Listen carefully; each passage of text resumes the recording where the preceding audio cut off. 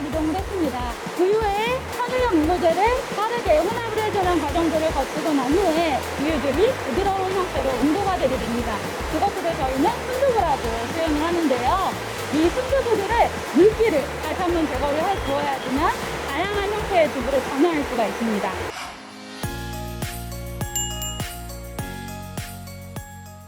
저는 충청북도 음성에 위치한 풀무원 생면공장과 두부공장에 방문했습니다. 최근 헬시 플레저에 대한 소비자들의 관심도가 높아지고 있는 상황인데요. 풀무원은 바른 먹거리를 생산하는 업계 선도주자로서 식문화를 선도하고 있습니다.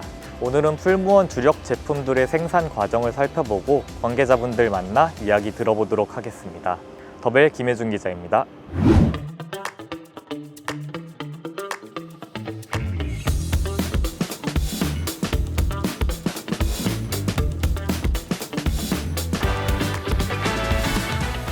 오른쪽에 보이는 설비가 우동면 반죽을 만드는 배합기입니다. 외부에 있는 사일로에서 넘어온 그 반죽을 가지고 진공 배합도 하고 저희가 면대라고 부르는 우동면을 만드는 처음 공정을 거치게 됩니다. 그 다음에는 면대를 숙성하는 공정이 있는데요. 숙성은 온도와 습도를 맞춰서 약 25분에서 30분 정도 공정을 거치면 우동면의 식감과 탄력이 좀 올라가는 그런 공정을 거치게 됩니다.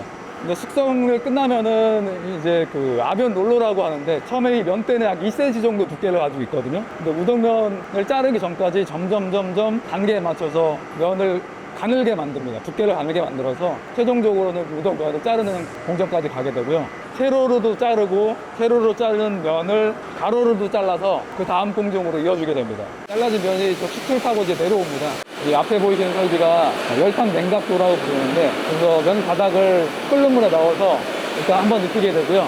이걸 냉각한 다음에 파우치 봉투에 담을 수 있게 계량을 하게 됩니다. 앞에 보이시는 설비는 우동면의 미생물 제어를 하기 위해서 침진을 시키는 공정이고요. 그 다음에는 이제 파우치 봉투에 포장하는 공정을 거치게 됩니다. 파우치 포장지는 저희가 두 대를 운영을 하고 있고요. 각각 시간당 3,000개가 나와서 두 대를 연속으로 돌리면 1시간에 6,000개가 나오는 그런 생산 라인입니다.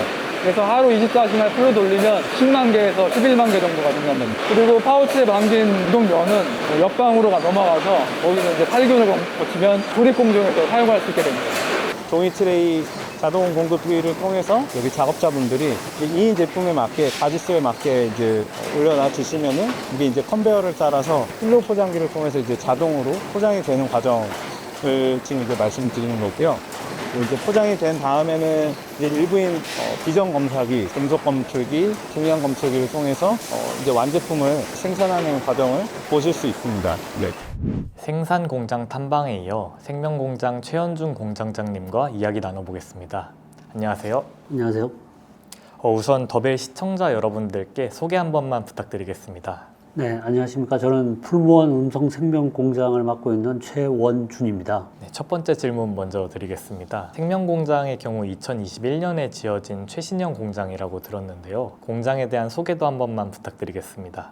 네, 저희 음성생명공장은 총 3개의 공장대용으로 구성되어 있고요. 1994년도에 1공장동, 그 다음에 2011년도에 2공장동, 그리고 이제 2021년도에 가장 최신화된 3공장동을 오픈해서 운영을 하고 있습니다. 3공장동은 생면류, 소스류, 그 다음에 조립 라인 공정을 갖추고 있는 가장 최신화되어 있는 FRM 전문 공장이라고 보시면 될 것 같습니다. 현재 풀무원이 국내 생면 시장에서의 점유율이 어느 정도인지도 함께 여쭙고 싶고 이런 시장 점유율 확보에 있어서 가장 주요했던 전략이 있다면 어떤 거라고 생각하시는지 궁금합니다. 예, 점유율을 말씀드리기에는 조금 어려운 상황이 좀 있고요. 그래서 저희가 여름 면류 같은 경우에는 마켓시어 1위를 차지하고 있는 상황이고요. 저희가 이 FRM 신공장을 지으면서 신규 설비들을 지속적으로 도입을 하고 제품의 어떤 능력, 그 다음에 품질, 맛에 대한 어떤 개발을 계속 추구하다 보니까 소비자들의 어떤 기호에 적합되어서 마켓시어 1위를 하고 있지 않나 그렇게 생각을 하고 있습니다. 다음 질문은 이제 원가에 대한 건데요.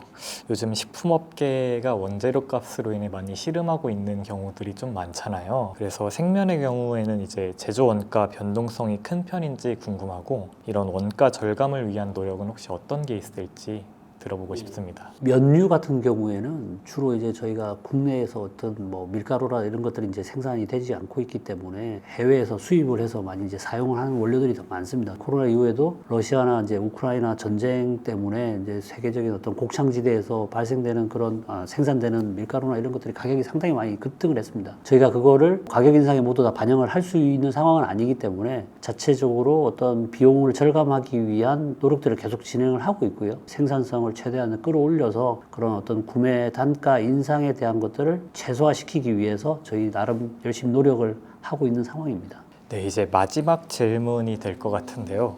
제품에 관한 이야기를 안 할 수는 또 없을 것 같아서 회사가 집중하고 있는 이제 생명공장만의 차세대 포트폴리오 뭐 이런 게 있을지 좀 들어보고 싶습니다.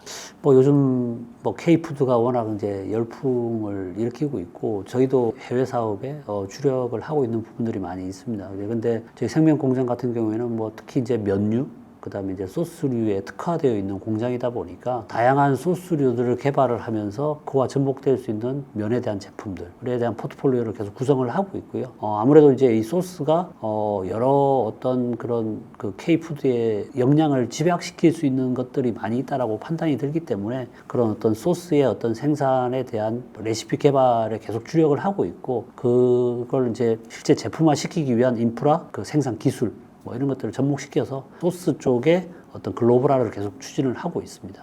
아, 네, 알겠습니다. 오늘 인터뷰 너무 감사드립니다. 네, 감사합니다.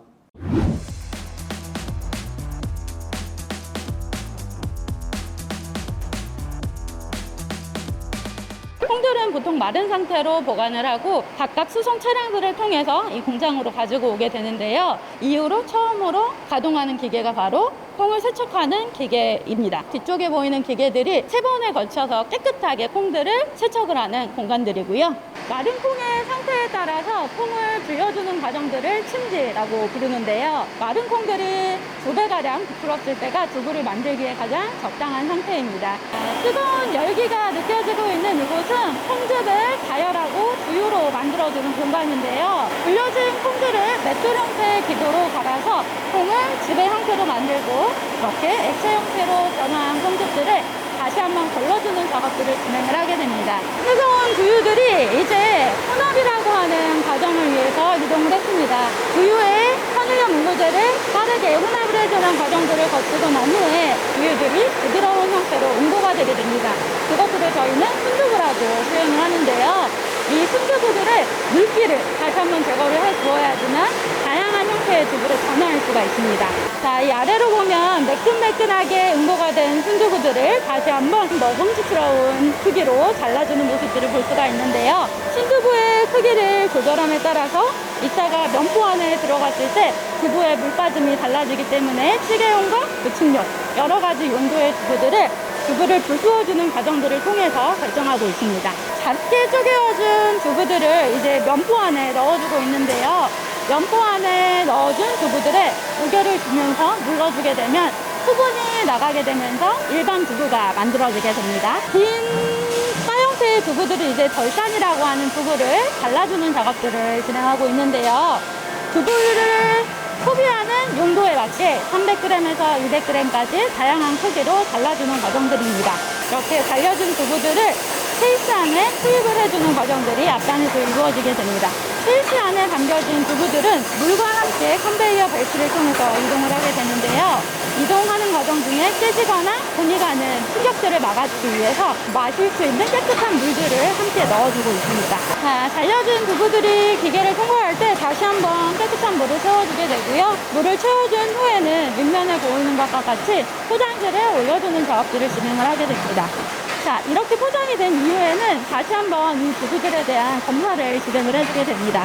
가장 뒷단으로 보이는 두부 굽는 기계가 바로 금속 선별기라는 기계인데요. 제품 내에 들어갈 수 있는 금속 성분들을 다 확인을 해주는 기계입니다. 또 금속 선별기로 확인할 수 없는 이물들은 비금속 선별기를 통해서 실리콘이나 유리와 같은 기타 이물들도 한 번 더 확인을 해주고 있습니다. 이렇게 두부들의 모든 검사가 끝나고 나면 이 두부들은 냉장 창고로 이동을 하게 되는데요. 그곳에서 콜드체인 시스템을 통해 다음 날이면 소비자의 식탁에 오를 수 있도록 인통이 되고 있습니다. 네, 이번에는 두부공장 고명호 공장장님 한번 만나보겠습니다. 안녕하세요. 네, 안녕하십니까. 음성두부 공장장 고명호입니다. 반갑습니다. 먼저 첫 번째 질문 드리겠습니다. 풀무원 하면 두부라고 요약할 수 있잖아요. 음성공장 말고도 춘천, 의령에도 이제 두부 공장이 있다고 들었는데 네네. 음성공장만의 차별점이라고 할 만한 게 혹시 있을까요?